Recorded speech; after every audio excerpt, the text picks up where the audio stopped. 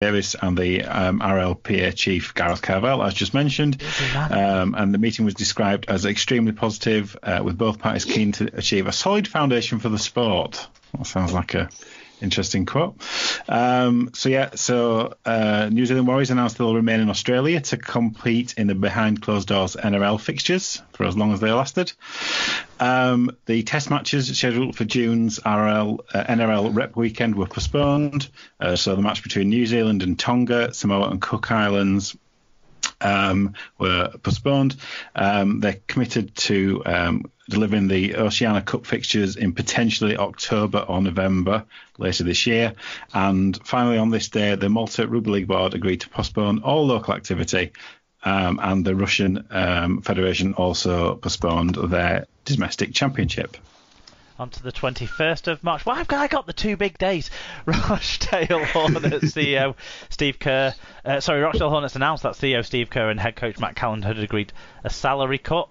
This was Andy Maisie, the owner, confirmed this was a temporary action. Also, all non-contracted staff had agreed to stay away from the club whilst the season was paused. So, obviously, cost cutting is already going on around some of the clubs, Rochdale being an example. Wigan owner Ian Lennigan praised the collaboration of all sectors of rugby league as clubs battle for survival. He said that the top flight clubs were now working alongside the Championship and League One clubs, as well as the governing bodies, to try and lobby government for financial aid whilst we're planning for this time out. He sort of indicated that obviously the time was going to be extended from the original deadline of the 3rd of 4th of April. Something like that. Basically, that date's just there for everyone to get together and cooperate to make some plans. He said I've never seen such coordinated planning activity, which is obviously a positive after the last time he was to separate people out. He did reiterate that what Ralph Rimmer had been saying. He said the game has a very important social, community-wise, and we have a massive impact in the government. And community-wise, we have a massive impact, and the government is aware of that. He also sort of said that he sort of suggested as well, potentially matches could be played behind closed doors for television purposes, as is happening in Australia with NRL fixtures. Or he did say that was just his opinion, and nothing had been agreed at this stage, but he suggested it could happen. Yeah, then on the 22nd of March, in a news story that dates terribly now, the NRL said that their season will continue until the government tells them to stop, which happened this morning. It feels like what we did on the Friday and then on the Monday of the weekend before. Exactly, they're just a week behind. Australia had introduced restrictions on non-essential services and travel, and Todd Greenberg said at this stage our intent is to play on, and we remain committed to the continuation of the season as far as government advice allows it.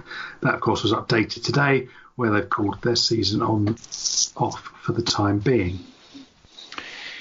Yep, so as you say, a bit hotter off the press as of this morning. The NRL suspended their season.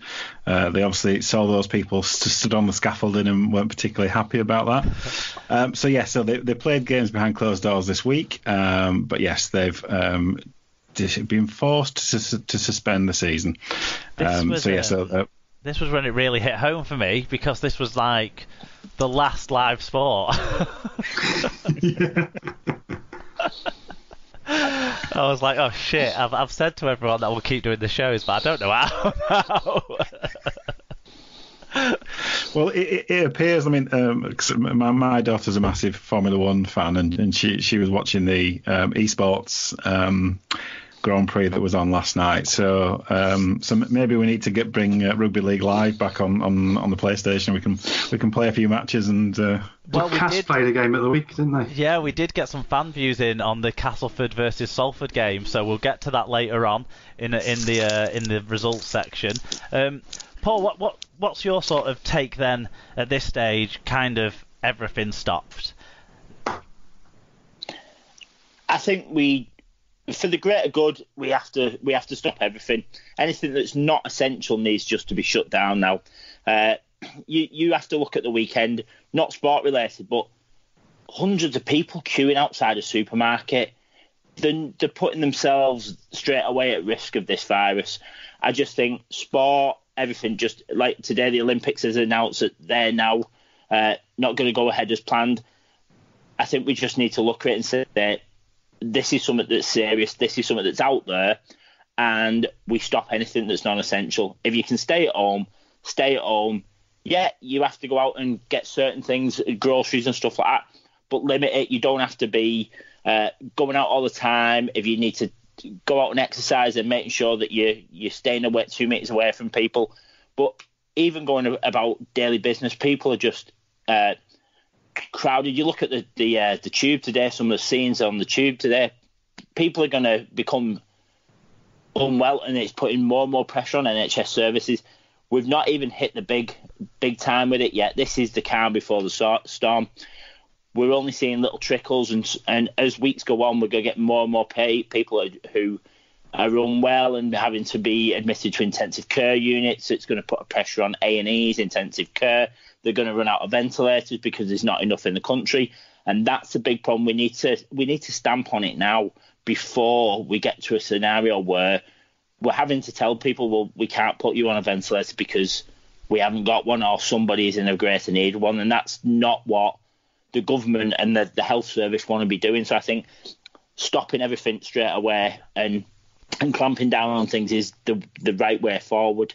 And that's sort of your take. Obviously, you work in the NHS. You've seen a lot of this from the front line, and you're basically saying, kind of be sensible now so that we can help treat everyone that we need to treat as this goes along, rather than, you're not sort of saying panic, it's going to go to shit. You're saying be sensible so that it doesn't get too out of hand, aren't you, really?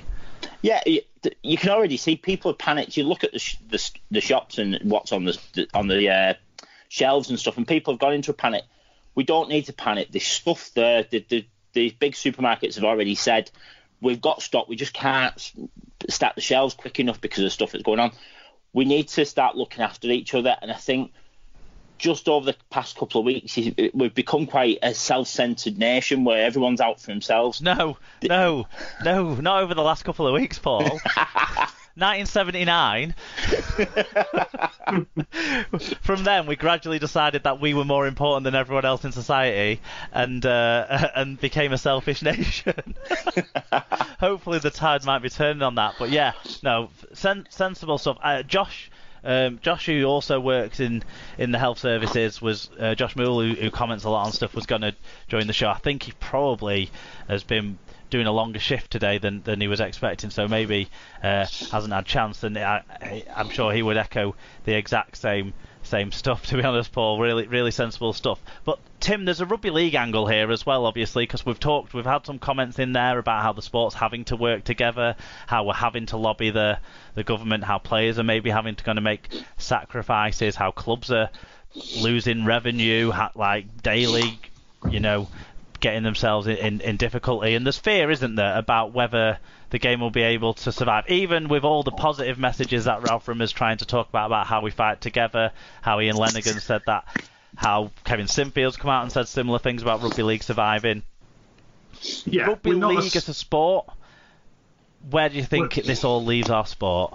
We're not a sport that was necessarily what you would call particularly healthy financially wise anyway. So, and certainly the sustainable angle wasn't there. Funding is reliant on one key income source. Who's already got an underlying lung and heart condition, aren't we, when it comes to coronavirus?